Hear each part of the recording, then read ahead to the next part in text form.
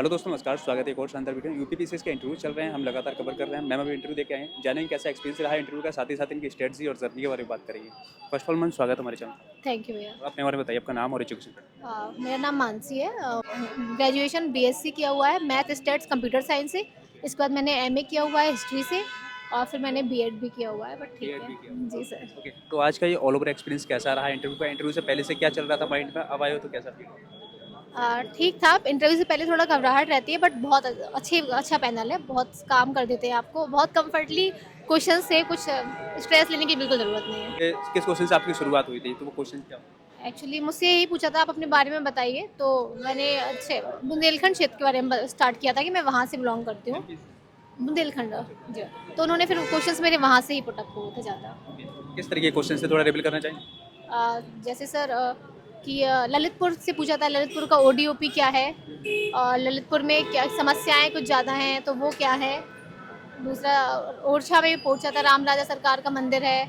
और बागेश्वर महाराज पे, धर्म पे, इन सब चीज़ों पे मेरा ज़्यादा चला हुआ है। धर्म और विज्ञान, इनसे ज़्यादा क्वेश्चंस थे। और कोई एआई वगैरह से कोई क्वेश्चन? एआई से नहीं था। इंटरनेशनल रिलेशन में इंडिया और यूएसए की जो ट्रेड डील है उस पर क्वेश्चंस था। सिंधु जल संधि पे क्वेश्चंस थे। और अभी यही याद है। और मुझे हिस्ट्री से शायद कुछ नहीं, एक क्वेश्चन था बट मुझे अभी याद नहीं आ रहा वो क्या था। ऐसा कोई क्वेश्चन था जिसमें आपको सॉरी बोलना पड़ा हो? मुझे ललितपुर का ओडीओपी नहीं पता था, मैंने उसमें सॉरी बोला। और थोड़ा बाकी मुझे सॉरी नहीं बोला। बोर्ड मेंबर का रिएक्शन क्या था, कैसा था? वैसे तो सब लोग बहुत अच्छा ही बोल रहे थे, अब पता नहीं क्या है। ओके, तो ये आपकी यूपीपीसीएस जर्नी कहाँ से स्टार्ट हुई, कैसे हुई? इसको काफ़ी 3-4 साल हो गए हैं मुझे। मैं यूपीएससी भी कर रही हूँ, यूपीपीसीएस भी दे रही हूँ। और सर मैं बस यूपीएससी क्या प्रिपरेशन कर रहे हैं? ये यूपीपीसीएस का क्या आप इंटीग्रेट कर रहे थे या डेडिकेट कर रहे थे?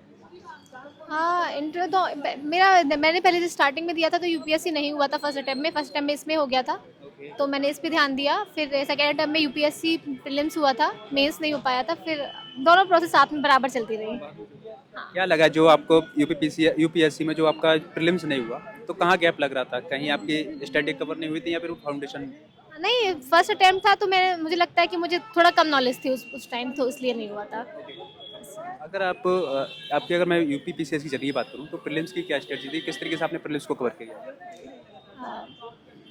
अब मैं इसका आंसर आपको फिर बाद में दूंगी अच्छे से डिटेल में। अभी मैं बताऊंगी, हो सकता है आप ज़्यादा अच्छा उससे कवर ना कर पाए, बाद में अच्छे से बताऊंगी। यहाँ पर सबसे डाउट होता है 5-6 पेपर को लेकर के, उसका रिसोर्स कहाँ से कलेक्ट करें, तो उसके रिसोर्स बेस्ट रिसोर्स क्या हो सकते हैं?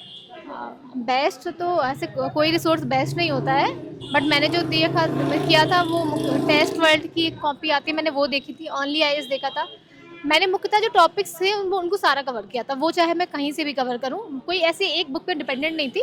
मैंने सारी बुक से कुछ जो भी मुझे मिला या फिर गूगल सर्च करना पड़ा, मैंने सब पे मेरे नोट, मतलब मैंने सारे टॉपिक कवर किए थे, तो मुख्यतः यही था। तो उसके बाद अपने नोट्स तैयार किए थे?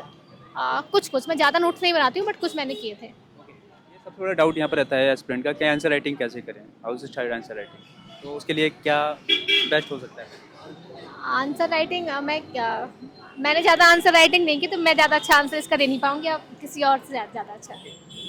जो अभी बोलते हैं कि जो क्वेश्चन है 8 क्वेश्चन का आंसर 8 मिनट से या 12 मिनट में फिनिश करना होता है, उसके लिए आंसर जो आपकी लिखने की स्पीड है उसको इम्प्रूव करना पड़ेगा, उसकी इम्प्रूव कैसे किया आप? सर, मैं लिखने की स्पीड, किसी की अगर वीक कम है स्पीड, तो आप उस पर बहुत फोकस कीजिए, बार बार प्रैक्टिस कीजिए। लेकिन जैसे 7-8 मिनट का आंसर देना होता है बिल्कुल, तो आप उसको टाइम बाउंड कीजिए कि मेंस मुझे इंट्रोडक्शन कितने मिनट, 1 मिनट में लिखना है। 4-5 मिनट आप मेन बॉडी को दीजिए, फिर 1-2 मिनट कंक्लूजन को दीजिए।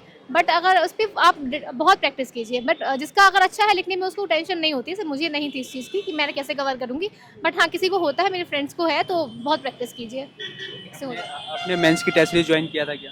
मेंस की टेस्ट सीरीज जो वगैरह ज्वाइन की थी? नहीं, मैंने टेस्ट भी ज्वाइन की थी, बट मैंने उसमें टेस्ट नहीं दे पाई थी। मैं सिर्फ 1-2 टेस्ट दिए थे, फिर मुझे लगा था कि मैं शायद ज़्यादा यूज़फुल उससे नहीं कर पाऊंगी, तो मैंने किया था ये। तो आपने कोचिंग ज्वाइन की या फिर सेल्फ स्टडी किया सारा? सेल्फ स्टडी जी। एक अच्छा आंसर लिखने के लिए उसमें क्या क्या डायमेंशन का होना बहुत जरूरी अच्छा आंसर लिखने के लिए उसमें आप देखिए जैसे कोई क्वेश्चंस है तो उसमें डेटा अगर कुछ कल है आपको याद, तो वो लिखिए, इफेक्टिव होगा। मेन बॉडी आप क्लियर पॉइंट लिखिए। हो सकता है फ्लो चार्ट में आपको लिखना हो, फ्लो चार्ट बनाइए। जैसे मैं लिखती थी पॉइंट वाइज में, लेकिन सब में अगर आपको एग्जाम्पल्स हो तो आप एग्जाम्पल्स डालिए, कंक्लूजन में कोई अच्छा वर्ड कुछ मिले या कोई कोड कुछ भी याद है वो डालिए, आपका आंसर इससे हो जाता है। लास्ट में जो भी स्टूडेंट हैं इस फील्ड में आना चाह रहे हैं, क्या माइंडसेट लेकर आएँ, क्या गलतियाँ ना करें जो आपने फील की? माइंडसेट तो आप ये लेके आइए कि बहुत मेहनत करनी है, बहुत ही ज़्यादा मेहनत करनी है, इससे कॉम्प्रोमाइज़ बिल्कुल नहीं होगा। अगर इससे आप सोचो कि बहुत कम मेहनत में हो जाएगा तो नहीं होगा। दूसरा गलतियाँ ये है कि लास्ट ईयर के पेपर्स अच्छे से देखने हैं और बस प्रैक्टिस कीजिए, कुछ गलतियाँ क्या है, बस मेहनत कीजिए तो हो जाता है, मुझे लगता है ऐसा। Okay ma'am, thank you so much. I hope कि आपकी यूपीपीसीएस जर्नी यहीं खत्म होनी चाहिए इस बार। Thank you.